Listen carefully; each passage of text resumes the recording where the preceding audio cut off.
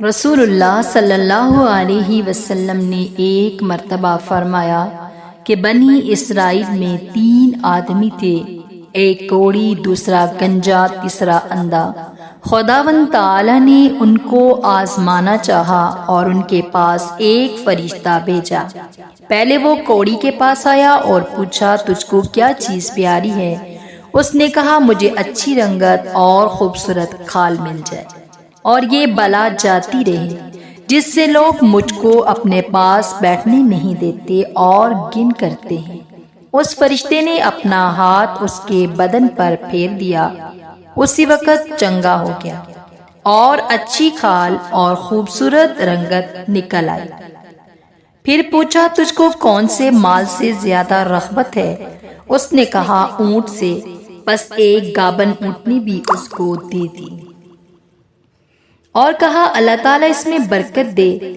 پھر گنجے کے پاس آیا اور پوچھا، تجھ کو کون سی چیز پیاری ہے؟ کہا، میرے بال اچھے نکل آئیں اور یہ بلا مجھ سے جاتی رہے کہ لوگ جس سے گن کرتے ہیں۔ فرشتے نے اپنا ہاتھ اس کے سر پر پھیر دیا، فوراً اچھا ہو گیا اور اچھے بال نکل آئے۔ پھر پوچھا، تجھ کو کون سا مال پسند ہے؟ اس نے کہا، گائے۔ پس اس کو ایک گابن گائے دے دی اور کہا، اللہ تعالیٰ اس میں برکت بخشے۔ پھر اندھے کے پاس آیا اور پوچھا، تجھ کو کیا چیز چاہیے؟ کہا، اللہ تعالیٰ میری نگاہ درست کر دے کہ سب آدمیوں کو دیکھوں۔ اس فرشتے نے آنکھوں پر ہاتھ پھیر دیا، اللہ تعالیٰ نے اس کی نگاہ درست کر دی۔ پھر پوچھا، تجھ کو کیا مال پیارا ہے؟ کہا، بکری۔ پس اس کو ایک گابن بکری دے دی۔ تینوں کے جانوروں نے بچے دیے۔ تھوڑے دنوں میں اس کے اونٹوں سے جنگل بھر گیا اور اس کی گایوں سے، اس کی بکریوں سے۔ پھر وہ فرشتہ اللہ کے حکم سے اسی پہلی صورت میں کوڑی کے پاس آیا اور کہا کہ میں ایک مسکین آدمی ہوں، میرے سفر کا سامان سب ختم ہو گیا ہے، آج میرے پہنچنے کا کوئی وسیلہ نہیں سوائے اللہ کے اور پھر تیرا۔ میں اس اللہ کا نام لے کر، اس اللہ کے نام پر جس نے تجھ کو اچھی رنگت اور عمدہ کھال عنایت فرمائی، تجھ سے ایک اونٹ مانگتا ہوں کہ اس پر سوار ہو کر اپنے گھر پہنچ جا۔ وہ بولا، یہاں سے چل دور ہو، مجھے اور بہت سے حقوق ادا کرنے ہیں، تیرے دینے کی اس میں گنجائش نہیں۔ فرشتے نے کہا، شاید تجھ کو میں پہچانتا ہوں، کیا تو پہلے کوڑی نہیں تھا کہ لوگ تجھ سے گن کرتے تھے؟ اور کیا تو مفلس نہ تھا؟ پھر تجھ کو اللہ نے اس قدر مال عنایت فرمایا۔ اس نے کہا، واہ کیا خوب، یہ مال تو میری کئی پشتوں سے باپ دادا کے وقت سے چلا آتا ہے۔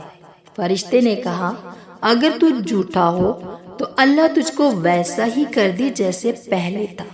پھر گنجے کے پاس اسی پہلی صورت میں آیا اور اسی طرح اس سے بھی سوال کیا اور اس نے بھی ویسا ہی جواب دیا۔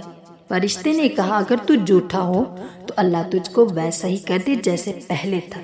پھر اندھے کے پاس آیا، اسی پہلی صورت میں آیا اور کہا، میں مسافر ہوں، بے سامان ہو گیا ہوں، آج بجز اللہ کی اور پھر تیرے کوئی میرا وسیلہ یعنی ذریعہ نہیں ہے۔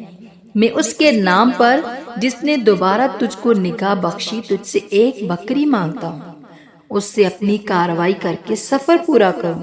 اس نے کہا، بے شک میں اندھا تھا، اللہ تعالیٰ نے محض اپنی رحمت سے مجھ کو نگاہ بخشی، جتنا تیرا جی چاہے لے جا اور جتنا چاہے چھوڑ جا، اللہ کی قسم کسی چیز سے میں تجھ کو منع نہیں کرتا۔